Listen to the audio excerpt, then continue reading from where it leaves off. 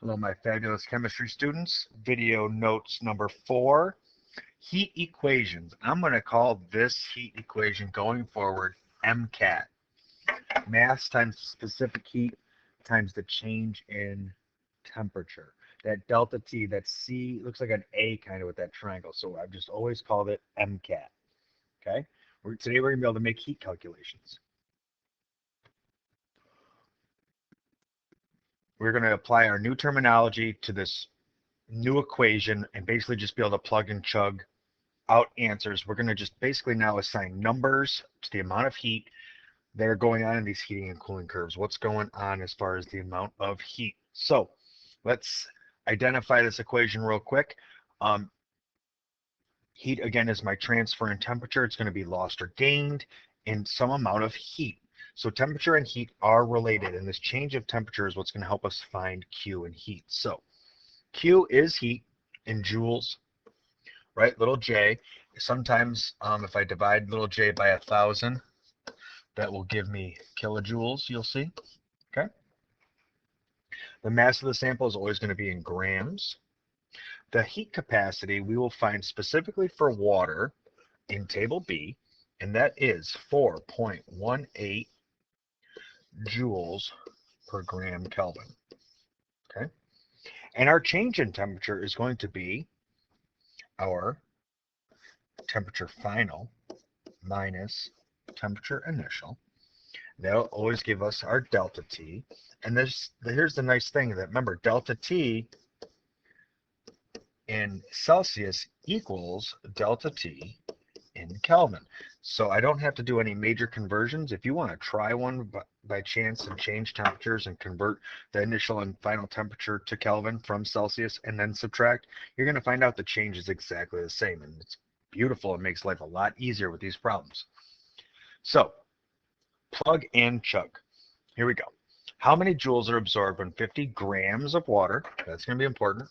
Oh, water is going to be important, are heated from 30.2 degrees Celsius to 58.6 degrees Celsius. And here's the key. So I just found a change in temperature.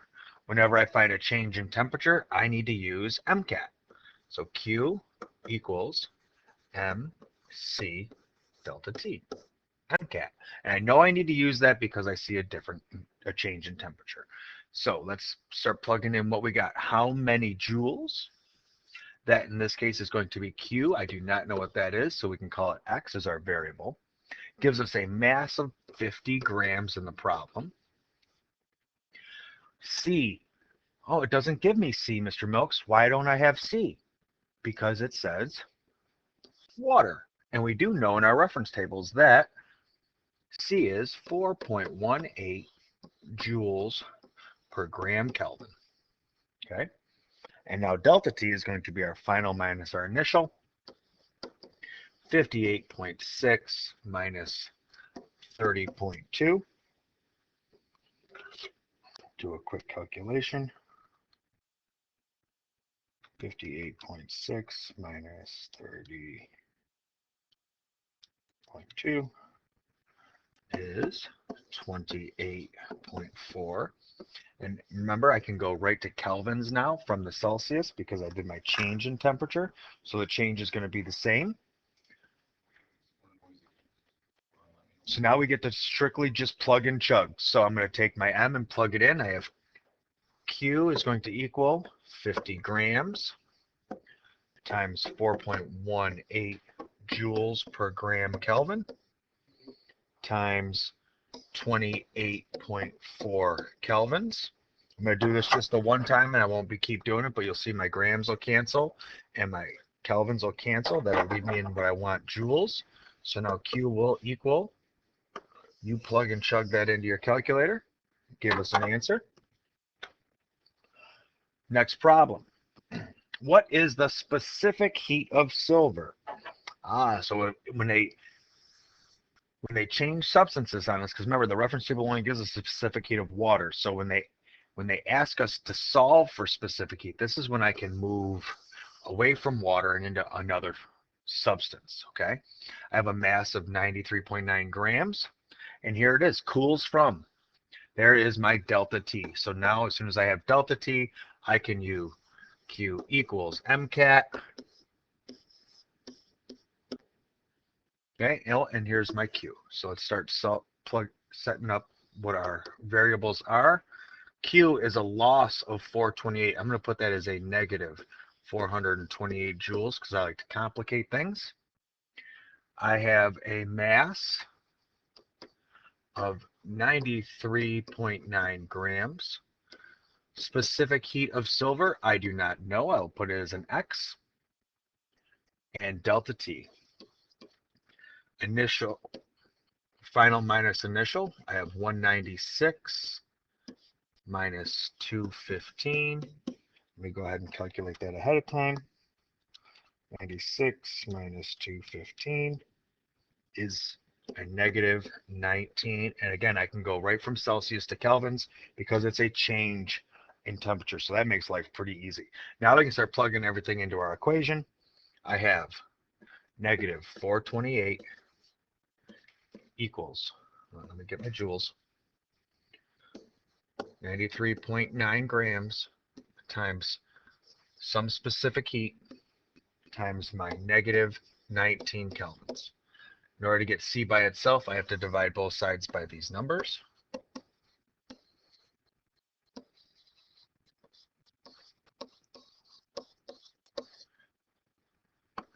What I do to one side, I have to do to the other. Common algebra rule. Cancels on this side. Leaves me with a specific heat of, you have to put that into your calculator, and it's going to leave me with joules per grams Kelvin. Okay, joules per grams Kelvin. Nothing's going to cancel out as far as my units go.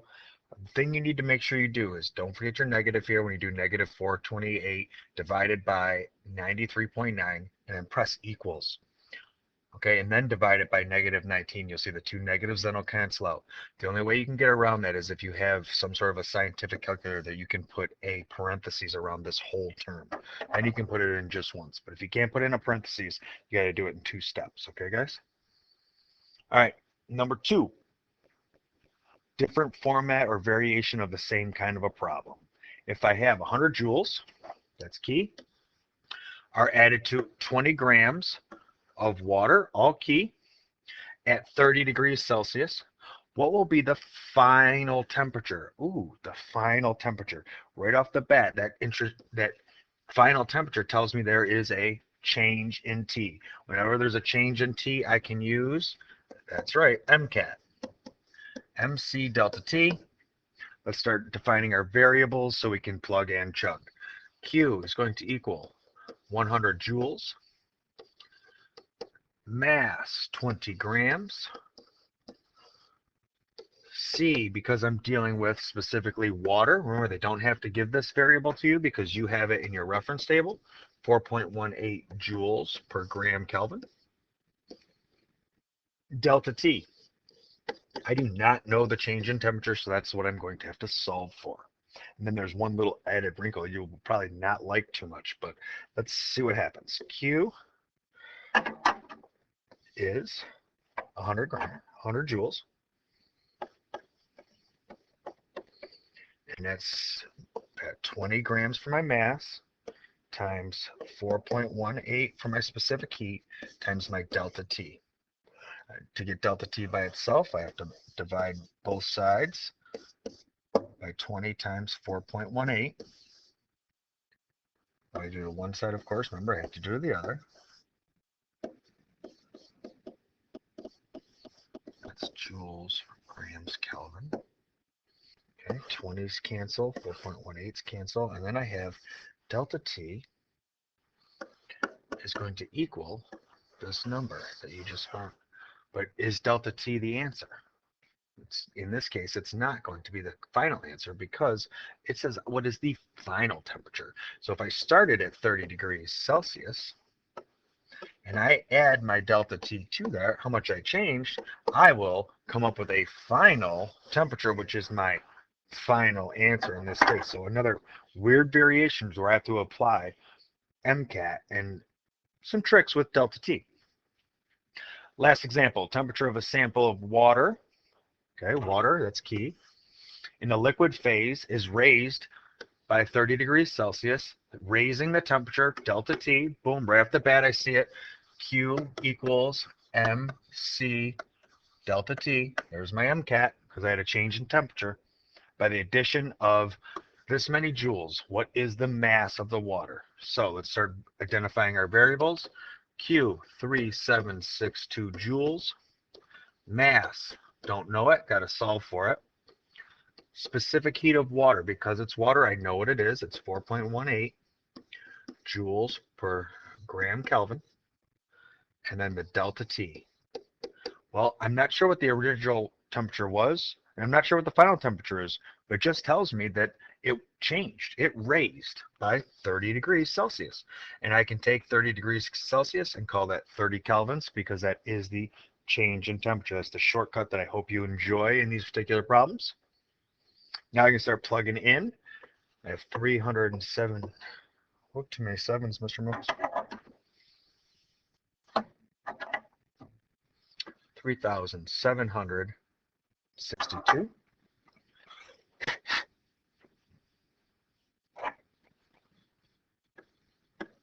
joules is going to equal some mass I don't know times 4.18 joules per grams Kelvin times 30K. To get X by itself, I have to divide both sides by 4.18 times 30.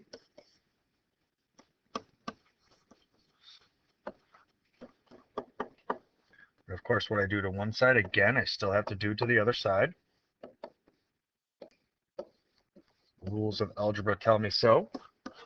Cancels out on this side, and I get X equals some big number in grams, right? Because I have joules canceling out with joules. I have kelvins canceling out with kelvins. I'm left with grams. And you can plug and chug that in your calculator and come up with an answer. That's what I'm looking for to make sure you finished your homework. Now, now you can complete practice packets, some of pages 4 and some of pages 5. What I'm going to say is you want to look for wherever there is a change in T. If you have a change in temperature, you can, of course, then use mcAt. Q equals MC delta T.